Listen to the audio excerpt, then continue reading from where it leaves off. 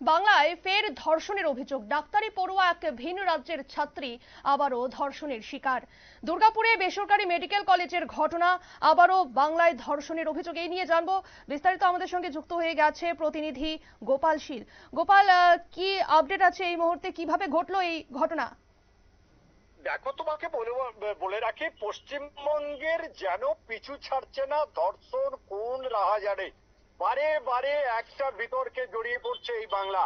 এবং তেমনই একটি ঘটনা ঘটেছে দক্ষিণ বর্ধমান এলাকার দুর্গাপুরের একটি বেসরকারি মেডিকেল কলেজের দ্বিতীয় বর্ষের ডাক্তারি পড়ুয়াকে ধর্ষণের অভিযোগ উঠেছে। তবে গত যেটুকু জানা গেছে, উড়িষ্যার জলেশ্বরের এই তরুণী ডাক্তারি পড়ছিল।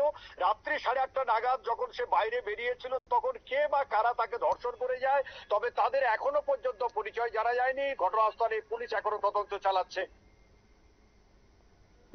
ধন্যবাদ গোপাল।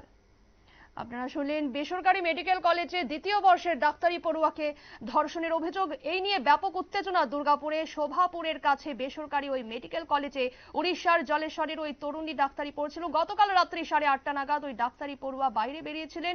বেসরকারি হাসপাতালের পেছনের দিকে একটি রাস্তার জঙ্গলে নিয়ে যাওয়া হয় ওই তরুণীকে। সেখানেই ঘটে এই ঘটনা এবং খবর পেয়ে পুলিশ ঘটনাস্থলে আসে। শুরু হয়ে গেছে তদন্ত। নিয়ে নিচ্ছে ছোট্ট একটি বিজ্ঞাপন বিরতি, সঙ্গে থাকুন।